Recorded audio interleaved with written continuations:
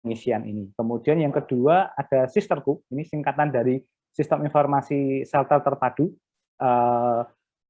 yang dulunya memang diset hanya untuk pelaporan kondisi pasien yang ada di setiap shelter. Nah, kemudian sekarang dikembangkan dengan teman-teman dari Kagamadok ini untuk masuk ke pasien-pasien yang sedang isolasi mandiri. Jadi kalau kita klik, nanti akan kita lempar ke Sistem Informasi Isolasi Mandiri dan Shelter COVID-19. Nah, ini ada beberapa layanan atau fitur yang kita siapkan ya. Yang pertama adalah aplikasi Sisterku, ini untuk masuk ke dalam sistemnya, untuk mengisikan data dan seterusnya. Kemudian ada Live Dokter, ini untuk chattingnya. Dan kemudian ini ada monitoring shelter, ini tadi yang lari ke data-data shelter, dan kemudian kondisi rujukan tadi yang ke situasi DIY. Nah, untuk awal mungkin saya akan lihatkan dulu yang chat ya. Jadi ini kalau kita, ini karena digunakan untuk live consultation ya, melalui web chat. Jadi ini pasien di rumah atau dimanapun tidak perlu menginstal apapun, cukup menggunakan link ini. Jadi kalau kita klik misalnya, kalau diklik, ini kebetulan fasilitas live chat-nya belum saya aktifkan, maka ini kalau terjadi kondisi semacam ini berarti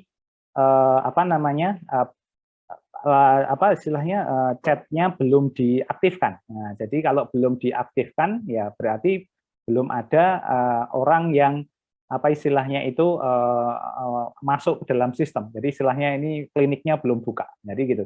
Nah, untuk bisa masuk nanti rekan-rekan mungkin jadi poin krusialnya ada di sini. Jadi nanti kita yang ada di grup ini nanti akan, mungkin saya kalau boleh izin Bu Happy, nanti saya berikan akses ke admin. Nah, nanti sehingga kita secara bergiliran, mungkin teman-teman yang bertugas ini nanti bergiliran untuk selalu mengaktifkan chat ini. Jadi untuk mengaktifkan tentu saja harus admin. Nah, admin nanti punya password, ini sementara passwordnya masih simple, admin, kemudian passwordnya itu pas2 gitu ya, admin. Nah, ini mungkin rekan-rekan cukup satu saja ya, mungkin saya saja yang nanti yang memasukkan dulu, nanti setelah saya logout nanti boleh dicoba masing-masing. Jadi simple, nanti kemudian kalau kita sudah masuk, nanti kita login gitu ya.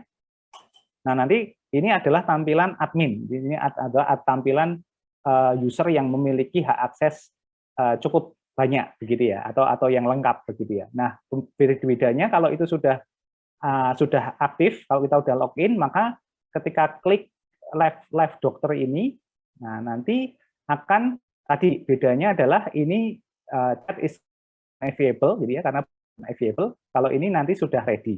Jadi kalau sudah ready semacam ini, kita user akan dihadapkan pada kayak forum tanya jawab chat gitu. Nah, ini adalah untuk mengisikan pertanyaan-pertanyaan atau komunikasinya, dan kemudian yang lain. Nah, kalau dari sisi pengguna sebenarnya simple, dia hanya aktif di sini, kemudian dia bisa langsung mengisikan. Jadi misalnya contohnya selamat pagi, saya Mardhani gitu ya, kebetulan sedang misalnya isoman gitu ya, di rumah gitu, kemudian kondisi sehat gitu ya, tanpa gejala gitu ya, misalnya gitu. Nah, ini kemudian nanti kita bisa lihat ini, kita menyiapkan ada 3 kategori konsultasi. Ada yang emergency. Emergency ini sebenarnya niatnya untuk menampung informasi yang masuk yang membutuhkan reaksi cepat gitu ya, reaksi emergency. Kemudian ini yang pasien dewasa ini kalau untuk nanti ditangani yang terkait dengan dokter-dokter yang menangani pasien dewasa. Kemudian kalau yang pediatrik untuk anak-anak kalau tidak salah. Jadi semacam itu. Nanti kalau kita start chat, nah nanti akan ada perubahan. Ini contohnya di pojok kanan langsung ada ilustrasi kita seperti jadi visitor, kemudian chat kita akan tampil. Nah, kemudian nanti di sisi kita, ini kalau kita refresh ya, nah nanti akan muncul ini list chat yang sudah masuk begitu. Nah, ini kita bisa klik satu-satu untuk melihat chat-chat yang sudah masuk. Nah, ini kalau admin dan dokter itu yang nanti login itu sama. Jadi semacam itu. Jadi mungkin sebelum saya cerita yang versi loginnya dokter, kita lihat dulu, kita explore dulu ya. Jadi semacam ini. Nah, ini nanti ini statusnya masih pending, support staff member to join, tapi meskipun masih pending, karena fasilitas chatnya masih aktif, kita bisa meninggalkan pesan, jadi nggak harus dipantengin terus ya. Nah, ini akan menunggu sampai nanti kita bisa mengetahui chat yang masuk. Jadi semacam itu. Nah, ini contohnya kita bisa lihat nanti di fasilitas ini masuk ke dalam list admin.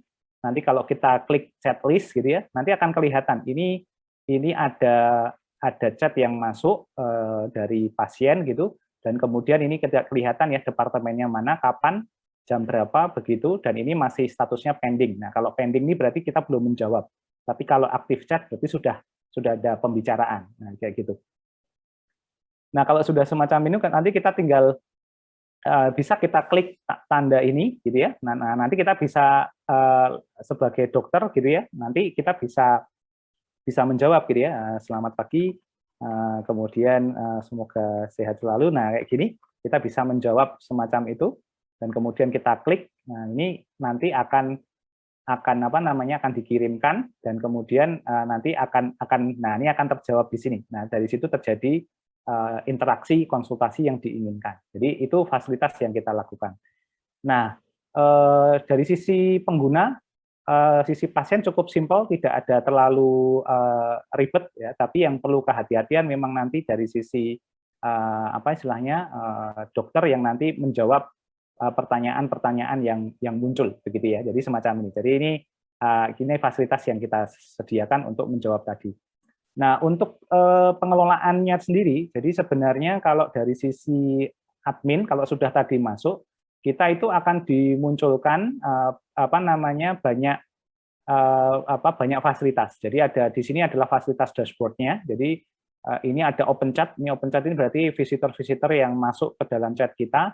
Kemudian ini didasarkan pada kategori, ini departemen. Jadi ini ada semacam saat ini ada di departemen emergency itu ada satu chat yang dalam posisi pending, 4 aktif gitu ya. Ini pakai mobile, diakses pakai mobile gitu. Kalau dia pakai handphone atau apa, ini yang pasien dewasa, ini satu juga pediatrik masih kosong. Jadi kita bisa monitor. Jadi sebagai admin kita bisa memonitor seberapa banyak yang percakapan yang terjadi. Dan ini sebenarnya kita tinggal klik ya. Kalau misalnya kayak gini yang tadi pasien dewasa, kita tinggal klik, nanti akan kelihatan visitornya siapa. Jadi ini kita bisa lihat juga di sini ada fasilitas untuk menjawab langsung.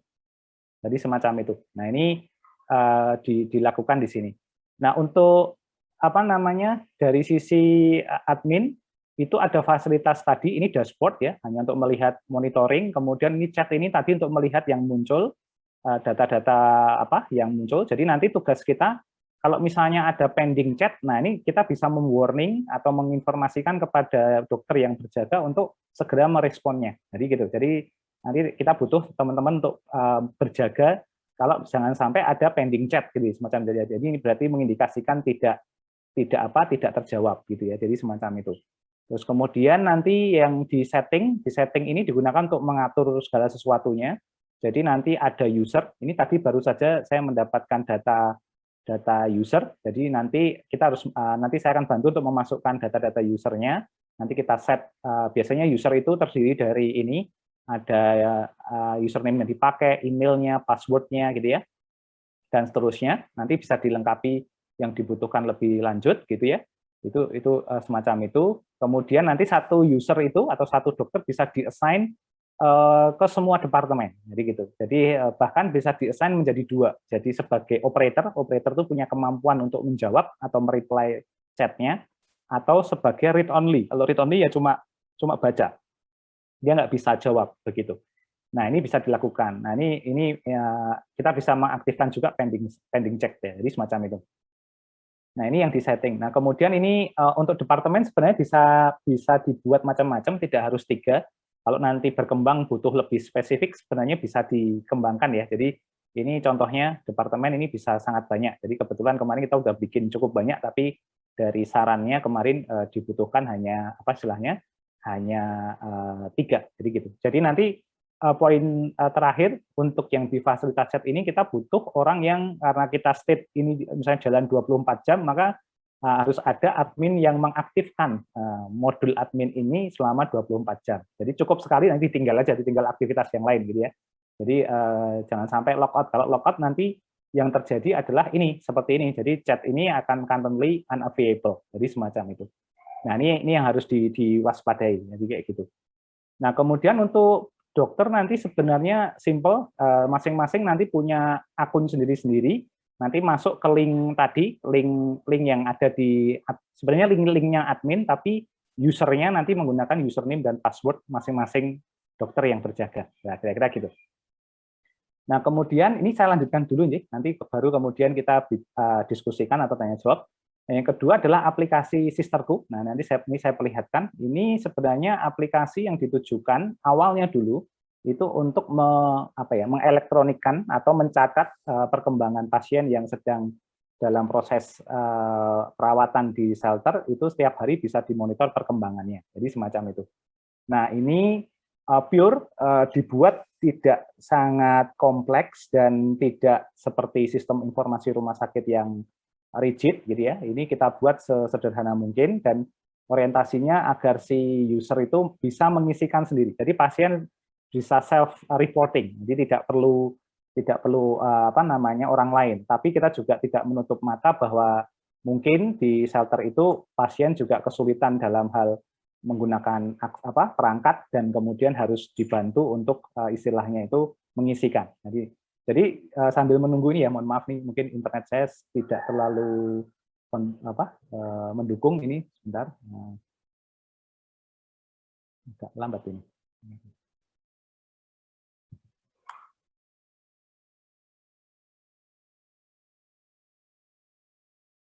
Ya, nah ini lambat ini. Oke. Nah, ini dia. Nah, ini tampilan dari sistemnya. Jadi sistem ini sebenarnya penggunanya ada 3. Jadi pengguna pertama adalah pasien yang sedang isolasi mandiri di rumah maupun isolasi di shelter. Kemudian petugas shelter, petugas yang tiap hari membantu memonitor kondisi pasien. Nah, kemudian yang ketiga nanti ada dokter ya, dokter yang memberikan saran perawatan atau saran medis. Nah, idenya adalah semacam ini SOP ini, bukan SOP ya, tapi praktek yang saat ini berjalan yang menggunakan sistem ini adalah pasien yang sedang dalam proses di shelter itu, kita minta setiap jam 9 pagi dan jam 3 sore itu melakukan pengecekan mandiri, baik itu temperatur, kemudian heart rate segala macam begitu ya, sampai mengenali gejala juga. Dan kemudian kalau dia mampu mengisikan sendiri, kita minta untuk memasukkan datanya itu ke dalam form yang kita siapkan. Dan nanti kemudian dari form itu diolah menjadi report, dan kemudian report itu dipakai oleh tenaga relawan atau tenaga kesehatan yang membantu di shelter tersebut untuk melaporkan kepada dokter yang bertanggung jawab di shelter tersebut untuk memberikan saran medis. Jadi semacam itu mekanismenya. Jadi kalau misalnya si pasiennya nggak bisa mengecek sendiri, nanti akan dibantu oleh si relawan atau si tenaga medisnya atau penjaganya dan memasukkannya ke dalam sistem tadi. Nah, ini adalah tampilan awal. Tampilan awal ini monitoring saja. Jadi kita akan melihat jenis shelter yang mengisikan, shelter mana saja, kemudian ini ada jenis kelamin, kemudian ini status, ada yang masih apakah 100% isoman atau semuanya ada di shelter. Kemudian ini per shelter nanti ada berapa orang gitu ya. Kemudian ini harian, grafik harian. Nah, intinya semacam itu. Ini kebetulan untuk sementara ini datanya data yang tidak kita gunakan operasional, tapi data yang kita gunakan untuk penjelasan semacam ini. Nah, ini kalau kita lihat, jadi nanti misalnya saya sedang isoman, maka ketika selesai jam 9 saya melakukan self-assessment, saya kemudian mengisikan form ini. Jadi di sini. Nah, ini di pas E yang kita lakukan adalah kita kemarin ada masukan untuk kita memasukkan inform consent ya, persetujuan untuk penggunaan data pada aplikasi ini. Nanti mohon masukan juga dari Bu Happy terutama, apakah seperti ini sudah bisa diterima sebagai inform consent atau belum, tapi ini kami buat sederhana saja. Nah, kalau kita sudah setuju, maka kemudian nanti kita tulis ya berikutnya, kemudian nanti kita tulis nama lengkap, misalnya saya menuliskan nama lengkap gitu ya, kebetulan saya sedang di rumah pribadi, karena kemudian mungkin ya kita kasih saja rumah Mardani gitu misalnya sesuai nama, boleh bebas saja ini. Kemudian nanti kontak kita, kontak komunikasinya, kemudian alamatnya misalnya saya di suatu lokasi, kemudian umur ya misalnya saya tulis, kemudian jenis kelamin, kemudian berikutnya. Nah, ini yang paling krusial. Jadi kita harus mengisikan data-data semacam ini. Jadi kita cek misalnya saya sekarang 38 derajat, saturasi oksigennya 90 misalnya, tensinya 110, kemudian tensi bawahnya 70 misalnya, kemudian heart rate-nya 50, kemudian nah mungkin kalau sudah ada pemeriksaan CT ya boleh diisikan, misalnya isi berapa ya, 40 misalnya gitu. Nah, ini saya sembarangan aja. Terus kemudian nanti juga pasien diminta untuk mengenali gejala yang dirasakan. Jadi apakah sesak nafas gitu ya, apakah nyeri tenggorokan, apakah batuk. Nah, ini harus diisi. Nah, ini kita punya 2 mode. Kalau pasiennya bisa mengisi sendiri ya kita minta mengisi sendiri. Kalau tidak bisa nanti perawatnya atau tenaga relawan yang mengisikan dengan cara melakukan kayak mewawancarai atau bagaimana begitu ya. Kadang lucu juga, kadang mewawancarainya pakai di antara dipisahkan oleh kaca gitu ya biar tidak terlalu berbahaya. Nah, kemudian alergi apa gitu, nah ini kita kirimkan. Nah, seperti ini. Jadi nanti jam 3 sore saya melakukan hal yang sama lagi. Jadi semacam itu. Nah, hal yang serupa juga terjadi. Ini bisa digunakan untuk baik yang di shelter khusus maupun yang di rumah ya. Jadi kalau di rumah juga sama saja. Jadi semacam itu. Nah, kemudian juga hal yang sama kita pisahkan ini untuk yang pasien anak gitu ya, dengan kriteria pasien anak sama saja, cuma nanti checklist pemeriksaannya berbeda. Jadi misalnya ini saya setuju, ini biasanya yang mengisi nanti orang tua ya gitu ya. Misalnya ini anak siapa, anak Iwan begitu, kemudian ini tanggal lahirnya misalnya Yogyakarta gitu ya, 1 Agustus gitu. Terus kalau ada pertanyaan kenapa tidak berdasarkan tanggal kemudian langsung otomatis tanggalnya terdeteksi sebagai anak, memang itu agar agar kita melakukan double checking sebenarnya semacam itu. Jadi belum sampai kita buat semacam secanggih itu karena memang agar ada double checking untuk verifikasi data. Ini nama orang tuanya misalnya Ibu Wati misalnya gitu ya, kemudian nanti nomor kontak orang tuanya, kemudian misalnya ini ada di shelter atau di mana bisa disampaikan juga. Kalau dia misalnya di shelter, misalnya shelter desa, misalnya saya tulis saja di shelter Sumbermulyo misalnya gitu. Kemudian umur mungkin diklarifikasi misalnya 7 tahun misalnya, kemudian ini laki-laki, tanggal terkonfirmasi COVID-nya kapan misalnya Jumat lalu misalnya. Nah, kemudian nanti kita tulis berikutnya. Nah, kalau di anak ini kemarin dari dokter anak menyarankan kita buat pagi dan sore. Ini sama persis sebenarnya dengan model yang dewasa. Kalau yang dewasa sebenarnya tidak kita langsung klasifikasi pagi dan sore ya, tetapi ketika mengisikan itu terekam waktunya. Jadi otomatis di situ sebenarnya. Tapi nggak apa-apa ini karena ada di request gitu ya. Kemudian ini suhunya ditulis, yang saya 37, kemudian saturasinya juga ditulis, nadinya. Nah ini kelihatan kan lebih sedikit gitu ya checklistnya. Terus kemudian laju nafas misalnya. Nah kemudian ini kembali, sorry. Nah ini harusnya berikutnya. Nah ini kalau kembali juga boleh. Nah, kemudian nanti, nah ini juga ada checklistnya ya. Jadi sama seperti tadi, tapi mungkin tidak sedetail yang pasien dewasa. Jadi semacam itu. Nah, ini kita menggunakan Google Form saja karena dari hasil evaluasi implementasi pertama dulu mostly lebih familiar dengan Google Form ya, terutama kondisi study from home ya, banyak yang sekolah-sekolah menggunakan Google Form. Jadi agar lebih memudahkan.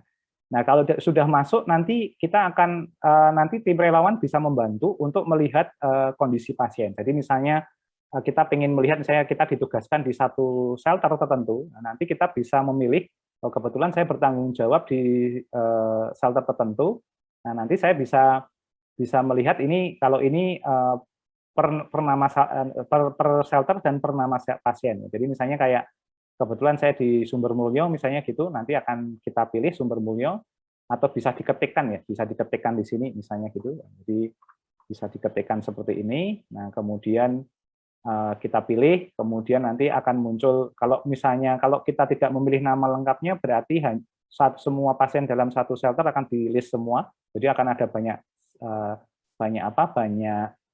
orang, tapi kalau misalnya kita memilih seseorang saja, misalnya ini namanya Bambang, maka kita nanti akan mendapat informasi nama lengkap dan seterusnya, dan kemudian perkembangan kondisinya, baik suhu badan, tekanan darah, saturasi oksigen maupun heart rate dalam bentuk grafikal.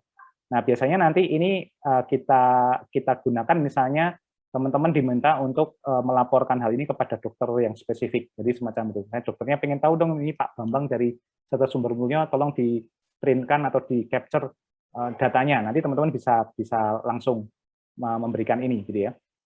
Kemudian ini yang gejala. Ini gejala mirip, cuma yang ditampilkan adalah kondisi gejalanya. Jadi sama persis sebenarnya modelnya seperti ini. Jadi misalnya ini Pak Bambang ya. Ini kalau dia sudah sekitar berapa hari di shelter, nanti kita akan kelihatan ini reportnya semacam ini. Jadi laporan yang dia buat. Nah, jadi semacam itu. Hal yang serupa terjadi juga untuk pasien anak, gitu ya. Jadi ini juga sama di pasien anak juga nanti dibuat per shelter dan juga bisa dicari per nama. Jadi ini kita buat agar memudahkan. Jadi, nah ini contohnya kalau terjadi, ini masih general ya, jadi grafiknya masih seperti ini. Tapi kalau kita pilih salah satu misalnya begitu, nanti bisa kelihatan misalnya ternyata dia baru melaporkan tanggal 8 Juli pagi ya, ternyata suhunya 38, saturasi oksigennya sekian dan seterusnya. Jadi ini untuk menunjukkan kondisinya. Gejala pasien juga sama, gejala pasien anak juga mirip. Jadi mirip-mirip dengan yang di pasien dewasa tadi. Jadi semacam itu.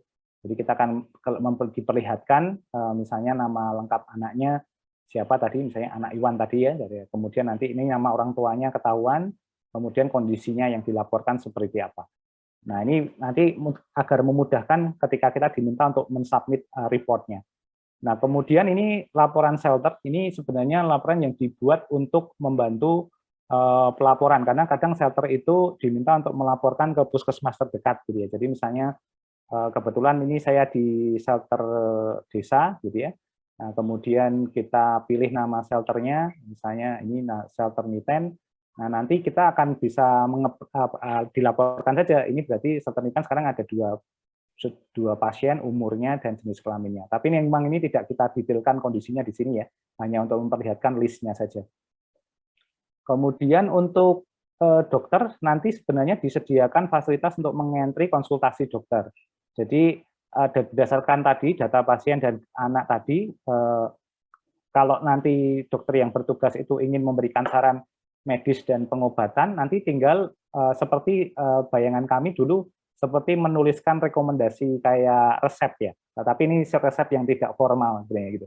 Jadi misalnya tadi anak Iwan begitu, ketika sudah dilihat, sudah di-assess, tim relawan sudah membantu dokter menyajikan datanya, nanti kemudian dokter mengisikan nama pasien, kemudian dia anak, dia di rumah pribadi tadi, jadi kita tulis saja rumah pribadi atau nama shelter. Nah kemudian dokter menyarankan catatan medisnya, misalnya beristirahat dengan baik gitu ya, jaga minum dan makan misalnya gitu. Dan kemudian kalau ada tindakan medis misalnya minum obat tertentu, minum obat rutin 3 kali sehari misalnya gitu dan seterusnya. Nah, kemudian yang tidak kalah penting adalah ini memberikan status. Jadi misalnya dia tetap harus isoman atau mungkin kondisinya memburuk nih tampaknya. Dia harus dirujuk kemana? Nah, dirujuk ke rumah sakit atau mana gitu ya. Nah, ini nanti kalau rujukan ini dilaporkan nanti akan nanti datanya diberikan kepada pengelola shelter agar nanti kemudian ditindaklanjuti oleh tim dari puskesmas atau dari relawan lain untuk dimobilisasi mencari rujukan. Dan ini nama dokternya, jadi kalau nanti dokter Ahmad misalnya gitu, nah kemudian nomor kontak dokternya. Jadi nanti ini hanya untuk merekam, jadi rekaman dari saran medis yang dilakukan oleh dokter.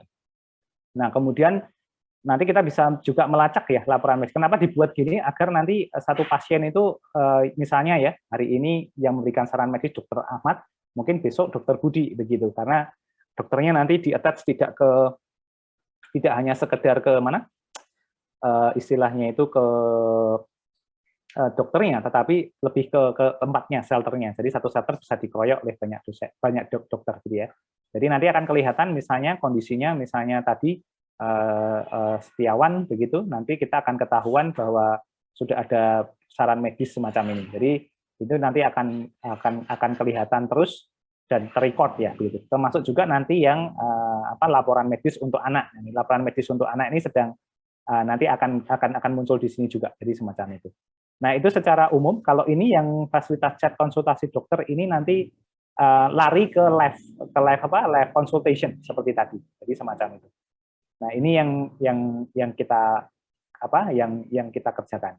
Nah, sementara sistemnya masih semacam itu, nanti mungkin dalam waktu dekat mungkin masih akan ada sedikit perubahan-perubahan, tetapi secara fitur tidak akan ada perubahan mendasar, tapi mungkin nanti flow-nya nanti akan sedikit berubah karena ini kan masih campur ya antara pasien anak dan dewasa dalam satu menu, urutan menu. Nah, ini kita mau kelompokkan agar lebih memudahkan proses bisnisnya. Nah, kira-kira begitu. Nah, itu kira-kira penjelasan secara general dan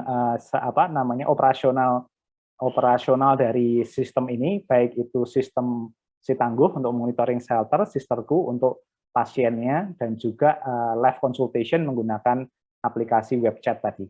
Nah, dan semuanya bisa diakses via smartphone asal punya ada browser, tablet maupun komputer.